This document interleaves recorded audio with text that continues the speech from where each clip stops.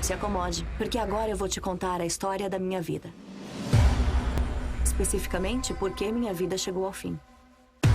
E se você estiver escutando esta fita, você foi um dos motivos.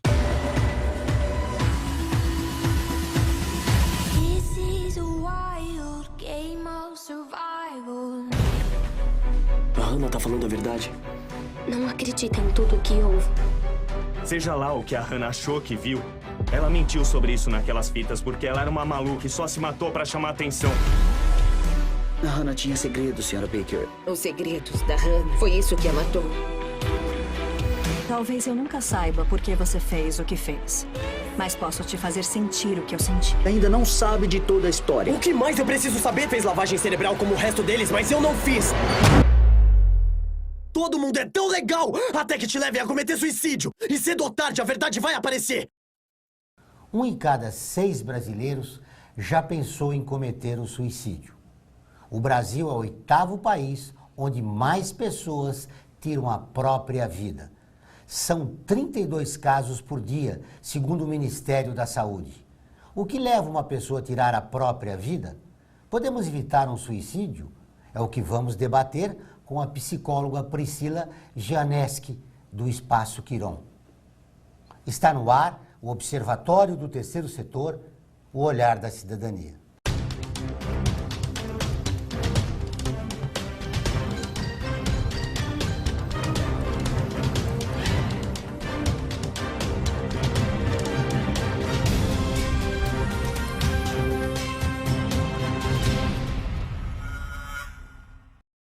Priscila Gianeschi atua também como uma abordagem cognitivo-comportamental em psicoterapia individual de jovens, adultos e idosos.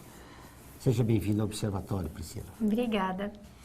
Porque cada vez mais as pessoas estão tirando a própria vida. Isso tem várias questões, né? Precisa ser bastante analisado, tanto a questão do contexto do qual a pessoa está sendo inserida, do que ela está passando, quais são os sofrimentos, quais são as angústias. E hoje em dia a gente tem um dado da Organização Mundial da Saúde de que São Paulo é uma das maiores metrópoles onde existem transtornos de ansiedade, né? Então, hoje em dia a gente precisa ter um olhar muito mais cuidadoso sobre questões de saúde mental, que infelizmente a gente ainda não tem. Há um padrão de comportamento que leva uma pessoa ao suicídio? Existem alguns comportamentos que são importantes de estar sendo observados, sim, para ver se a pessoa pode estar tendo indícios, né, tanto do comportamento quanto da ideação suicida. E aí a gente pensa em mudanças de comportamento, mudanças de humor, né, uma fadiga excessiva, tanto mental quanto física, esse cansaço, né, a mudança do apetite, uma hipersonia, uma insônia, tudo isso que vai fazendo com que a pessoa vá, dependendo mais dessa questão de se adaptar socialmente, né, essa desadaptabilidade, a gente precisa pensar, está tendo uma retração, está tendo um afastamento interpessoal? E aí, realmente buscar ajuda, buscar apoio para que seja evitado esse suicídio, de uma maneira preventiva. E por que São Paulo é essa cidade que provoca isso? A gente está falando de uma cidade globalizada, onde existe muito a romantização de questões, né, onde existe um fluxo muito intenso, onde se exige muito das pessoas, onde se esquece do aqui, do agora, ou seja, do presente, e se vive pelo amanhã. Né? Então, esses fatores estressores, eles vão sendo possíveis desencadeadores, né, para transtornos psíquicos. A gente sabe que um número expressivo de idosos cometem o suicídio. Mas agora, uma pesquisa revelou que os jovens também optaram pelo suicídio. Por quê? A gente vê muita questão de se espelhar na mídia, né? Existem alguns veículos de imagem que acabaram se manifestando, como, por exemplo, a Baleia Azul, né, o 13 Reasons Why. Então, existe uma dramatização, uma romantização dessas questões do suicídio, no qual o jovem busca uma identificação social. Ele busca se mostrar, se evidenciar dentro desses processos, né? E então, a gente percebe que realmente tem esse aumento, né, de buscar tirar a própria vida como se fosse um alívio de um sintoma de sofrimento. Isso leva a uma questão importante. Durante muito tempo, a grande mídia não divulgava atos de suicídio porque percebia-se que era um estímulo a isso. Agora, esses 2 episódios que você narrou agora, a Baleia Azul principalmente, E é verdade que isso acontece mesmo? Falar em suicídio é um estímulo para que a pessoa cometa o suicídio? Depende de como se fala, né? Existe a questão de você realmente potencializar a maneira, você ensinar como se faz algo que é extremamente violento, né, a si próprio, e existe a questão de uma psicoeducação, onde você ensina as ferramentas, você ensina os mecanismos para que essa pessoa previna. Né? Então, é a maneira como se fala e não sobre o que se fala. Pelo contrário, é preciso falar para que isso diminua, para que isso realmente venha à tona e as pessoas consigam entrar com um método preventivo e não remediativo da questão. As pessoas que moram no campo, elas estão mais factíveis a não cometer o suicídio pela tranquilidade? Não, né? Até pela abordagem cognitivo-comportamental, a gente entende que tudo vai depender de um contexto, né? A pessoa, ela é formada pelas suas cognições, que são suas crenças, seus valores, seus pensamentos, sentimentos e emoções. E isso é o que vai dar embasamento para aquela pessoa ter uma maneira de interpretar aquele mundo, aquele meio no qual ela vive. E a partir disso é que você vai entender os comportamentos, né? Então, o que leva ao comportamento suicida? Todo esse contexto da pessoa, né? Então, precisa se observar muito mais. Não é só o campo ou é só a cidade, mas sim o indivíduo e o contexto do qual ele está inserido. Sabes que em psicologia há dois tipos de abordagem. Aquele que é um problema que vem pelo meio ambiente e o outro que está no seu DNA, que é hereditário. Quais desses dois fatores provocam o suicídio?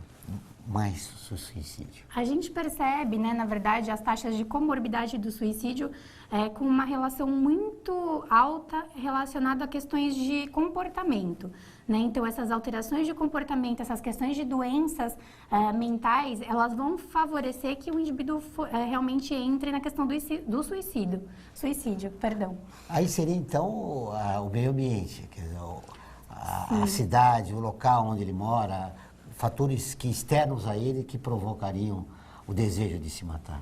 Não necessariamente, né? Pode ser realmente uma válvula de escape para uma doença, como podem também ser as comorbidades daquela doença mental.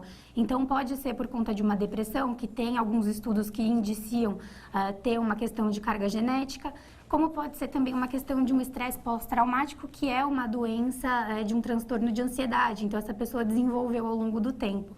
Realmente, cada caso é um caso e ainda se carece muito de pesquisas que realmente afirmem com maior grau essa questão do suicídio como questão genética. Voltando no caso da baleia azul, os jovens são mais induzidos? Por exemplo, jovens que foram induzidos a cometer um suicídio que não tinham nenhum tipo de problema psicológico grave? Por mais que não se tenha esse tipo de problema psicológico grave, o jovem ele tem aquela questão de ser muito impulsivo, né? Então, ele está numa fase de maturação, numa fase de ambivalência, no qual ele realmente acaba sendo impulsionado a tomar alguma atitude que faça ele se sentir parte de um grupo, que faça ele construir a sua identidade de uma maneira mais intensa, mais concreta. E aí, por conta disso, dessa romantização, ele busca essa identidade. E aí, se ele tem alguma questão psicológica, por exemplo, de uma autoaceitação, de uma autoafirmação, não necessariamente ele vai ter uma doença psicopatológica, mas ele já tem uma questão de autoconhecimento que precisaria ser tratada. No nosso canal do YouTube, todos os programas de TV estão disponíveis para você assistir quando e onde quiser. Lá você encontra o 3 News, com notícias inéditas toda sexta-feira. Para ter acesso ao conteúdo do canal, basta acessar youtube.com/Observatório 3 Setor e clicar no ícone inscrever-se. Vale a pena conferir. Voltamos dentro de instantes. Aguardem.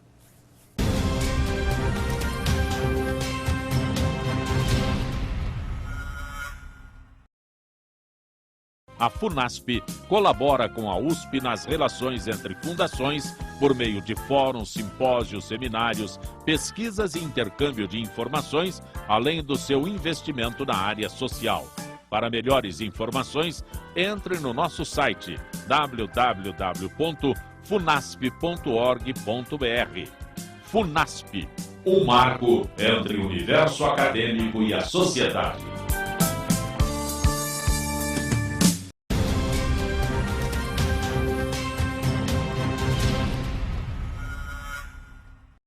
Estamos de volta com o Observatório do Terceiro Setor, o Olhar da Cidadania.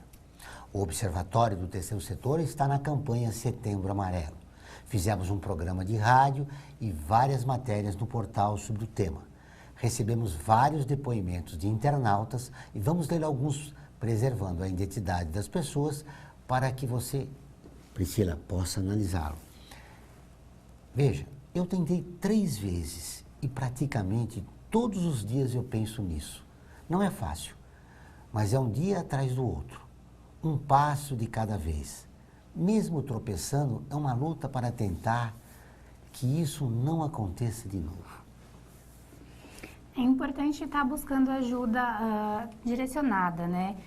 Dentro do teu contexto, qual que é teu sofrimento, teu desconforto que está te levando a ter esse tipo de pensamento, né? Quais que são as situações da qual você precisa desenvolver a sua habilidade de adaptação social para se sentir mais à vontade, para se sentir mais solto disso, né? Não é vergonha falar, existe a campanha do Centro de Valorização da Vida que falar é a melhor solução. Então fale, busque essa escuta ativa com algum familiar, alguma pessoa que te ofereça esse suporte. Procure o Centro de Valorização da Vida, procure um CAPS, que é o Centro de Apoio Psicossocial também, onde vão ter profissionais que vão conseguir tanto te orientar quanto fornecer esse apoio inicial que é tão necessário para que você desenvolva as ferramentas e supere essa situação de uma maneira mais efetiva. Mas antes de procurar ajuda, quais os conselhos que ela deve receber de familiares, de amigos? O que eles devem falar para essa pessoa? Geralmente a família não precisa se preocupar com o que vai falar, né? A família ela precisa se preocupar em ouvir, em oferecer uma escuta ativa, livre de julgamento, livre de preconceito, livre de senso crítico extremamente estreito, né? Que é aquela questão de ter um estereótipo já padronizado do que é certo e do que é errado, mas realmente oferecer a escuta. Às vezes a pessoa só precisa falar, que o falar já é terapêutico, o falar já traz um benefício e um livramento muito grande, uma questão de apoio, uma questão de alívio, que é o mais interessante nesses casos. Muito bem, um outro depoimento. Viver aqui no Brasil é quase certo que a gente, uma hora, pensa em ir para um outro inferno, fugindo daqui. Um internauta de Osasco. Quando a vida se torna um inferno. É entender, na verdade, do que está tentando se fugir, né? Você está tentando fugir do quê? Do teu pensamento, da tua situação, do teu contexto, das pessoas. O que está te causando esse sofrimento, esse desconforto? Né? Buscar entender quais são os teus meios para que você possa combater isso que está te trazendo o desconforto e buscar um alívio mais também orientado, mais certinho, né? Pode estar difícil, mas o interessante é focar no aqui e no agora, para que você possa viver mais plenamente, de uma maneira mais feliz, de uma maneira mais tranquila. Aqui, próximo onde eu moro, um homem perdeu o emprego e já estava há tempos desempregado. Vendo seus filhos passar dificuldades, ele se enforcou. Acontece muito, infelizmente. Já conversei também com pessoas que me falaram a seguinte frase: a gente só vê conta chegar e não ter dinheiro para pagar. Penso até em fazer burrada. Só não fiz o que meus filhos precisam de mim. Internauta de Franca, no interior de São Paulo. Aqui, né, talvez não só os seus filhos, né, que estão precisando de você, mas também você. O quanto você está dedicando um tempo para se acolher, para se entender, para se escutar e para buscar o apoio que você precisa. A gente percebe muito que pais, né, tanto mães quanto pais, acabam esquecendo um pouco que eles também são pessoas e assumem responsabilidades maiores, né? Então, talvez o que está te fazendo ter essa sensação de um burnout, né, de um estresse extremo, né? Buscar essa ajuda, buscar falar. Buscar entender o que está acontecendo na tua vida para que você consiga ter uma orientação adequada para o teu caso, tá certo? Muito bem. Uma causa de suicídio entre os jovens é o bullying, que acontece nas escolas. Né? Uhum. Como fazer? Que conselhos você daria para o jovem e, sobretudo, para a família?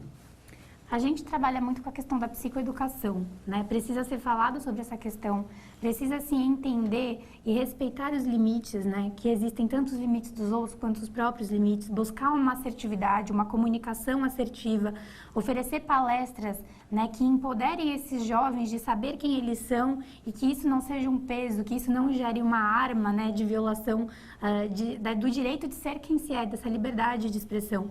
Então aqui não são só os jovens que precisam de um apoio, de uma orientação e de fazer acontecer, mas também familiares, de educar, né, de orientar. A escola pode fornecer palestras falando sobre o assunto, falando sobre essas violências. A partir do momento que a pessoa, né, o jovem, se aceita, fica muito mais fácil dele lidar com o julgamento alheio. O que acontece também nas redes sociais com uma intolerância muito grande. De que maneira trabalhar isso com o jovem? Né, hoje em dia existe essa questão realmente do cyberbullying, né, que a gente fala. Realmente é algo que precisa ser muito pensado, né? O quanto daquele jovem ele tem consciência sobre quem ele é, sobre quais limites ele deve respeitar, tanto a si próprio quanto dos outros. E aí vale sim aquele pai que fala, você ainda não tem a maturidade necessária para estar na internet. E aí vale sim também aquele pai que se preocupa, que observa, que está presente, que entende as dificuldades, que entende as mudanças daquele jovem, porque se ele está tendo uma mudança de comportamento, de embotamento emocional, que a gente fala de estar se fechando mais, ou até mesmo de manifestações mais violentas, o que está acontecendo com o teu filho? Ele é agressor? Ele é vítima? O que está acontecendo? Entender também, dar espaço para que se fale. Falando em vítima e agressor, qual é o perfil da pessoa e do jovem que comete bullying? Aí a gente entra numa questão muito mais ampla. Geralmente se percebe que essas pessoas elas são mais inseguras, inclusive, do que as próprias vítimas. Né? Então é uma maneira de ter o mais forte com o mais fraco, de se colocar, de ganhar o respeito, que a gente chama, né, do respeito temeroso e não do reverencial. Né? O reverencial ele é um respeito que ele é ganho por se mostrar quem se é, e o temeroso é aquele que é imposto. Né? Então existe essa questão de se mostrar ser mais, de se mostrar ser mais forte, de se mostrar ser mais adaptável socialmente, se mostrar mais corajoso. Né? Então também existe essa questão desse perfil, mas ambos estão numa situação de insegurança. No fundo ele é uma vítima, um desajustado também, né? A gente percebe as questões dentro das próprias interações sociais, de família, né? O agressor ele também precisa desse cuidado, dessa escuta, desse acolhimento. Muito bem, nós vamos para um pequeno intervalo e voltamos dentro de instantes. Aguardem.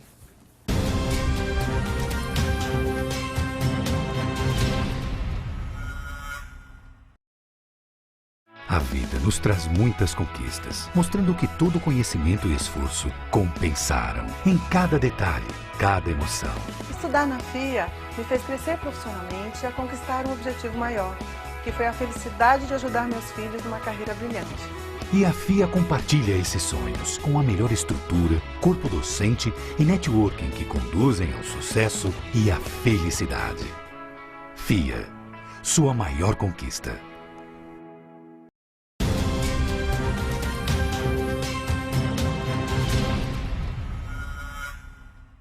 Estamos de volta com o programa do Observatório do Terceiro Setor, o Olhar da Cidadania.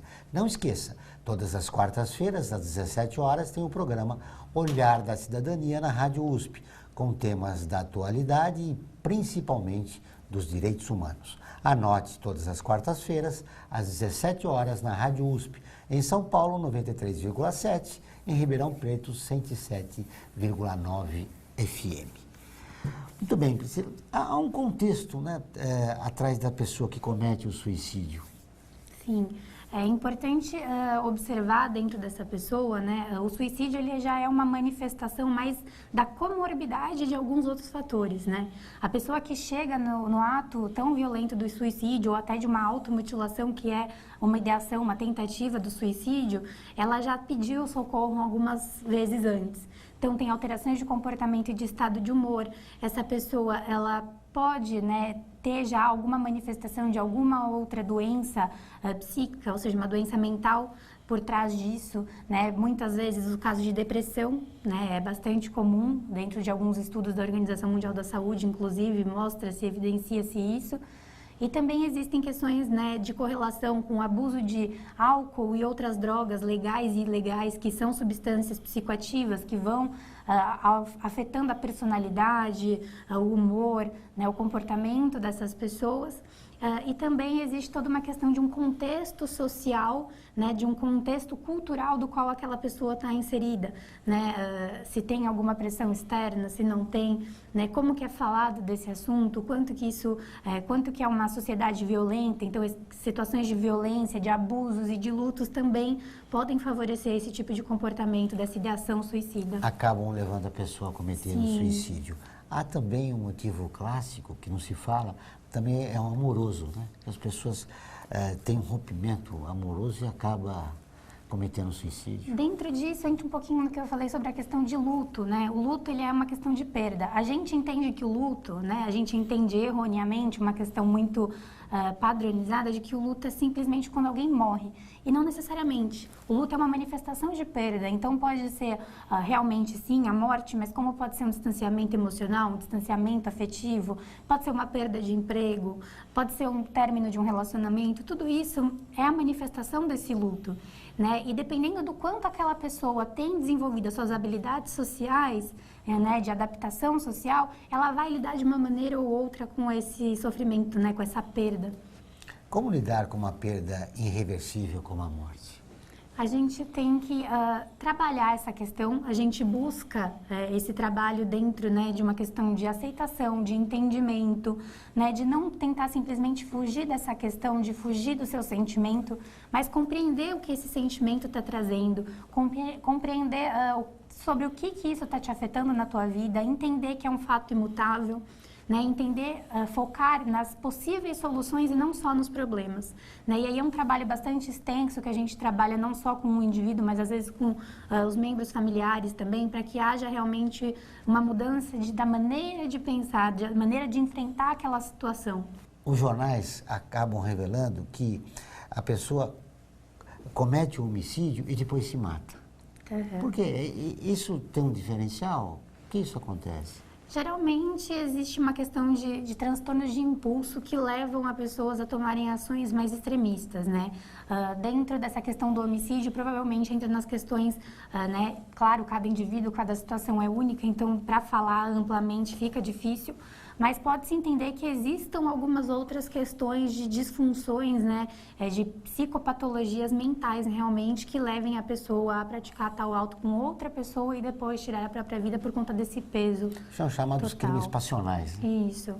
E há uma saída para isso? Quer dizer, nós temos um antídoto para não fazer isso? Porque as pessoas, todos nós nos relacionamos afetivamente e acabamos tendo perdas, né? Acredito, né, que a gente está falando um pouco de uma questão mais social, mais cultural do brasileiro, que é não ter dado, né, já há um certo tempo, a importância que precisa ser dada para as questões de saúde mental. Né? As pessoas vão preventivamente num ginecologista, num proctologista, vão num cardiologista, mas quantas pessoas você vê buscando um psicólogo preventivamente? É verdade, aí tem um preconceito em relação à psicologia, à psicoterapia, né?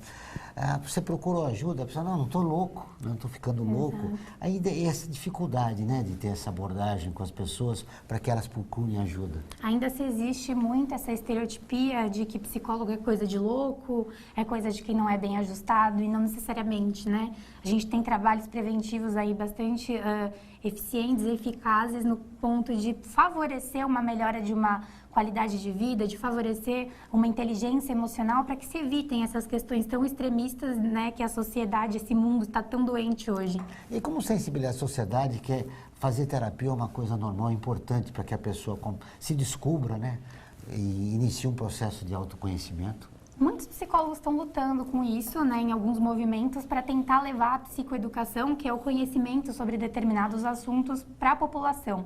Né? Inclusive, eu faço parte de um desses movimentos da página Mais Psicólogos, né, que está presente no YouTube e no Facebook, e a gente leva a cada semana vários profissionais de várias abordagens, a gente leva conhecimento sobre diversas áreas. Então, a gente faz um levantamento sobre qual assunto né, os nossos assistidos estão procurando, e a gente faz live, transmissões ao vivo para debater essas questões, né, explicando e depois deixando espaço para tirarem as dúvidas. Então, o importante é que os próprios profissionais da área da saúde levem esse conhecimento, né, no dia a dia das pessoas, facilitem esse conhecimento.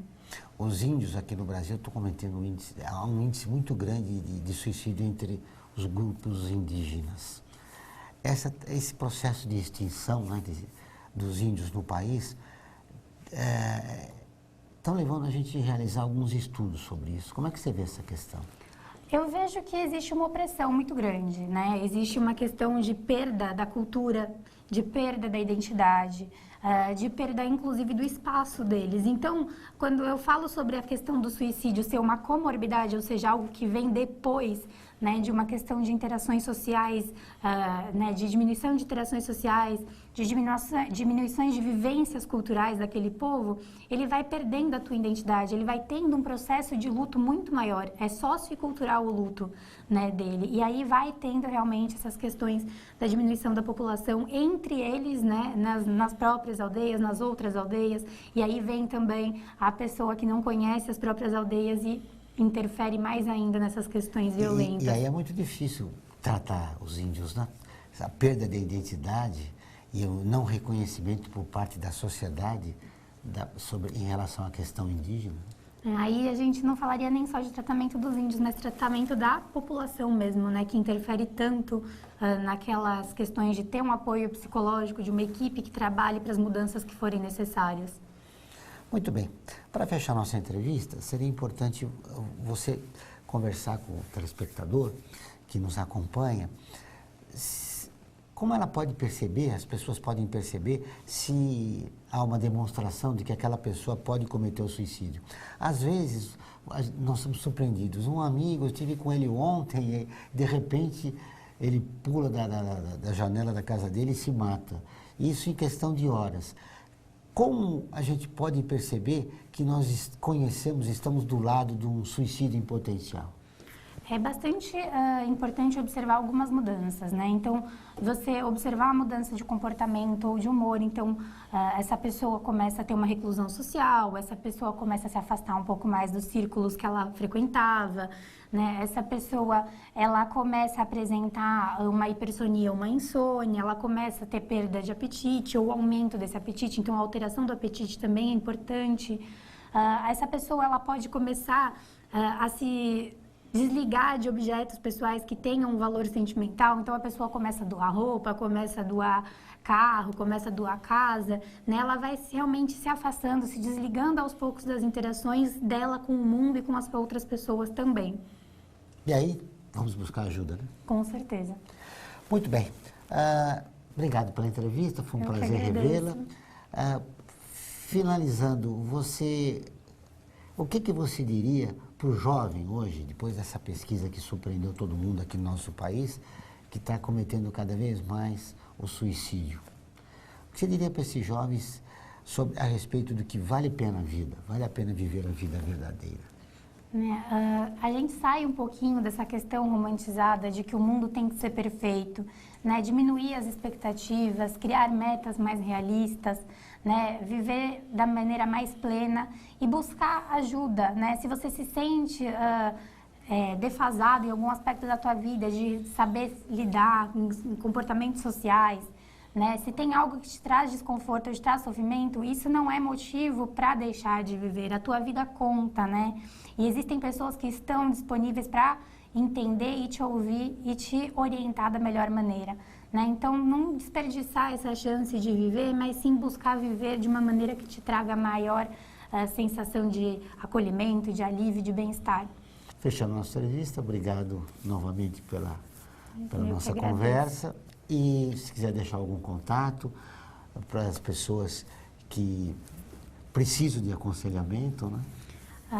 Vocês podem me encontrar tanto pelo meu site, né, www.priscila.psicologa.com ou pelo Facebook priscilapsicóloga.sp também, né? Lá é o nosso canal de comunicação, pode também deixar e-mail contato@priscilapsicóloga.com.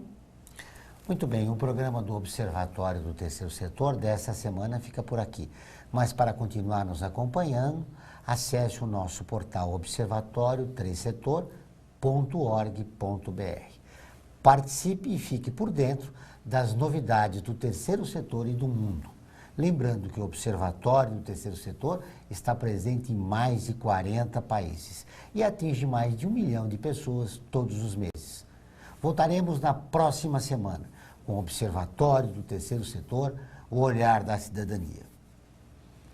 Até o próximo programa.